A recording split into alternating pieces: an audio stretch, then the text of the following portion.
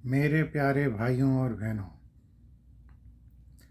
मैं असीम दास हूँ और मैं ये वीडियो आप लोगों के लिए अमेरिका से बना रहा हूँ। मैं चाहता हूँ कि हर इंसान जो अमेरिका जाना चाहता है वो ये वीडियो देखे और सुने कोई भी काम करने से पहले। कुछ डिफरेंसेस मैं पॉइंट आउट करना चाहता हूँ दोनों देशों के बीच में। मुझे यहाँ रहते रहते अब 18 साल हो गए हैं। मैं यहाँ पे 2006 में आया था। फर्स्ट डिफरेंस ये है कि अमेरिका में पोल्यूशन नहीं है, बहुत कम पोल्यूशन है।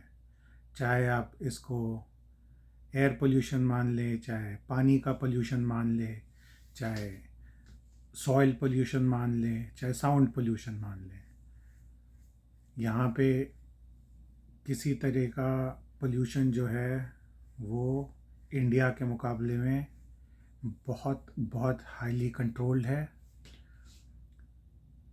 या नहीं है। दूसरी चीज़, अमेरिका में एयर कंडीशनिंग सिस्टम्स बहुत अच्छे हैं। यहाँ पे कोई भी स्थान जिसमें एक व्यक्ति थोड़े मिनट के लिए भी रहता है तो वो जगह एयर कंडीशन्ड होती है। चाहे आप उसको गाड़ी मान लें, चाहे आप उसको घर मान लें, चाहे आप उसको ऑफिस मान लें। इंडिया में एयर कंडीशनिंग जो है वो हर जगह उपलब्ध नहीं है। अमेरिका में जिस जगह इंसान खड़ा होता है वहाँ पे एयर कंडीशनिंग होती ही होती है। अमेरिका में कास्ट और रिलीजन इश्यूज़ नहीं है। इंडिया में कास्ट और रिलीजन इश्यूज़ बहुत सारे हैं। यहाँ पे प्रेडोमिनेंट लोग क्रिश्चियन हैं और इसका मतलब ये है कि खाना पीना जो होता है वो नॉन वेजिटेरियन होता है और यहाँ पे हर तरह का मीट उपलब्ध है और सब्जी जो है लोग कम मात्रा में खाते हैं। इंडिया में प्रेडोमिनेंट पॉपुलेशन जो है वो हिंदू पॉपुलेशन है, तो इसीलिए प्रेडोमिनेंटली लोग जो हैं वो वेजिटेरियन खाना खाते हैं। अमेरिका में रोड्स और हाईवेज सिस्टम बहुत बढ़िया है। यहाँ पे आप एक जगह से दूसरी जगह पे पूरे कंट्री में अपनी गाड़ी लेके जा सकते हैं। इंडिया में जो रोड सिस्टम है वो इतना अच्छा नहीं है। एक जगह से दूसरी जगह पे आप गाड़ी लेके नहीं जा सकते हैं। बहुत दिक्कत होगी आपको अगर आप कश्मीर से लेके कन्याकुमारी तक गाड़ी लेके जाने का प्रोग्राम बनाए तो। यूएस में ऑटो रिक्शा और ट्रेन नहीं है। इस चीज़ को आप बहुत महसूस करेंगे जब आप किसी शहर से, किसी इंडियन शहर से आप यूएस में आएंगे। तो जैसे ही आप किसी इंडियन शहर में होते हैं और आपको 2 मिनट में कोई भी ऑटो रिक्शा वाला एक जगह से शहर के दूसरे कोने तक पहुंचा देगा, वो वाली सुविधा यहाँ पे उपलब्ध नहीं है।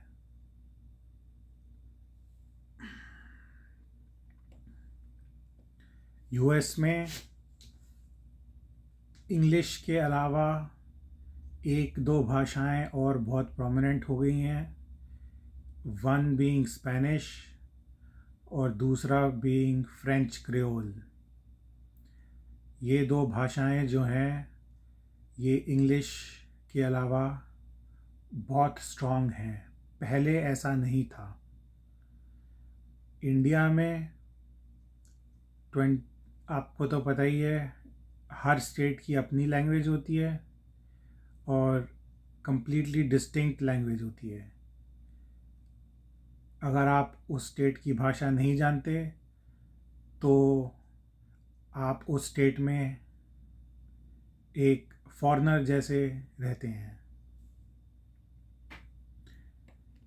यूएस में जो पब्लिक वेकेशंस हैं और हॉलिडे हैं, वो जो जब आप काम करते हैं किसी कंपनी में तो बहुत कम है। एक दिन में 10 दिन की छुट्टियां, एक साल में आपको 10 दिन की छुट्टियां मिलती हैं, पब्लिक हॉलिडेज़ बोलते हैं।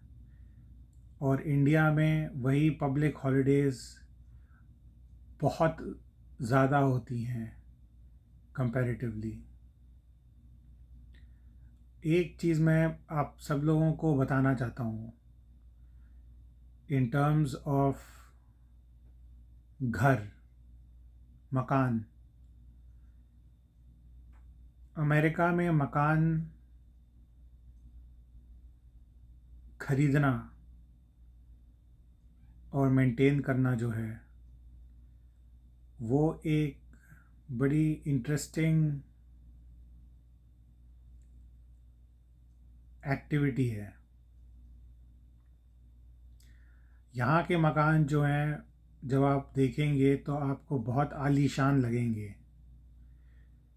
अगर आप यहाँ के मकानों को अपने घर में जो अपने इंडिया में जो मकान है शहरों में, उनसे कंपेयर करेंगे तो आपको ऐसा लगेगा कि आप बेटर मकान में हैं, आप एक बेटर चीज़ कर रहे हैं अपने लिए। जब आप अपना फ्लैट छोड़ेंगे और यहाँ आएंगे तो आपको ऐसा ज़रूर लगेगा स्टार्टिंग में। पर यहाँ के मकान जो हैं वो इतने मज़बूत नहीं होते। सारा स्ट्रक्चर जो होता है वो लकड़ी का बना होता है। ये यहाँ के मकान जो हैं उसमें आधी लकड़ी होती है और आधा कंक्रीट लगा हुआ होता है। ये हमारी हवेलियाँ जैसी होती है इंडिया में, या आप पिक्चरों में देखते हैं हवेलियाँ जो होती हैं, उस टाइप के मकान नहीं होते ये। जो छत होती है इन मकानों की वो बहुत कमज़ोर होती है और थोड़े टाइम के बाद उसमें भी रिपेयर का काम करना पड़ता है। यहाँ के जो मकान हैं उसके अंदर बहुत जल्दी से आप रिपेयर कर सकते हैं। अगर कोई चीज़ टूट गई मकान के अंदर या मकान के बाहर तो आपको बिना ज़्यादा एफ़र्ट करे आप उन चीज़ों को रिपेयर कर सकते हैं। इंडिया में आप जहाँ रहते हैं वहाँ के मकान पक्के बने होते हैं, पक्की ईंटें होती हैं, कंक्रीट होता है। अगर पक्के मकानों में कुछ डैमेज होता है जिसको रिपेयर करना पड़ता है तो वो थोड़ा मुश्किल होता है काम, और वो आप खुद रिपेयर नहीं कर सकते। आमतौर पे आप किसी मज़दूर को बुलाएंगे जो रिपेयर करेगा। यहाँ के मकान जितने होते हैं, यहाँ के आदमी लोग अपने मकान खुद रिपेयर करते हैं।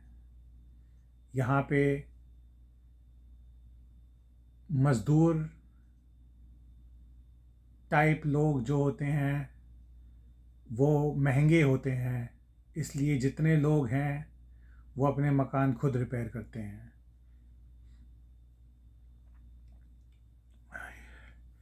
एक चीज़ जो आपको अमेरिका में नहीं मिलेगी, जिस चीज़ के लिए आप कभी कभी तरस जाओगे, वो है जो लोग होते हैं हमारे घर पे काम करने आते हैं।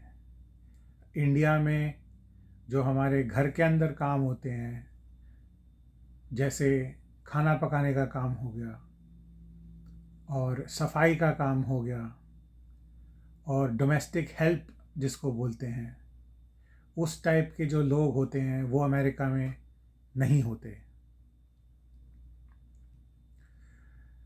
और इसीलिए हर इंसान को अपने घर का सारा काम स्वयं करना पड़ता है। ये एक बहुत स्टार्क डिफरेंस है। जो लोग जिनको आदत है बचपन से कि कोई उनकी देखभाल करे और अ, और उनके लिए खाना पकाए, उनके जो डे टू डे एक्टिविटीज़ होते हैं, बर्तन धोने और कपड़े धोने, इन चीज़ों के लिए जो डोमेस्टिक हेल्प अवेलेबल होती है इंडिया में, वो यहाँ पे अवेलेबल नहीं है। और सबसे मेजर डिफरेंस सैनिटेशन के मामले में मैं एक पॉइंट बताना चाहता हूँ।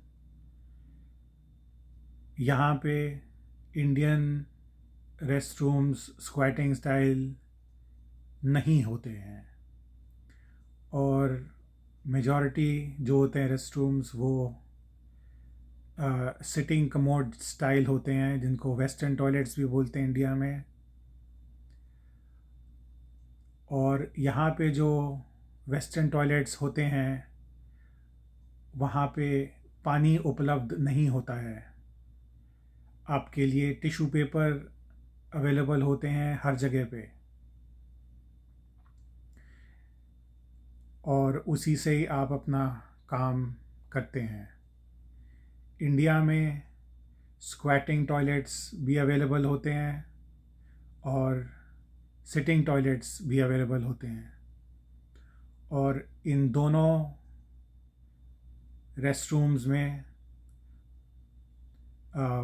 पानी या टिश्यू, टॉयलेट पेपर या इन दोनों में से एक चीज़ होती है। तो ये पॉइंट्स आप एक बार देख लें। जो मेरा अनुभव है मैं आपके साथ शेयर कर रहा हूँ। ये आज 14 अक्टूबर 2025 है और मैंने पूरा अमेरिका देखा हुआ है, घूमा हुआ है, काम किया हुआ है यहाँ पे। आपके टाइम के लिए शुक्रिया। Thank you.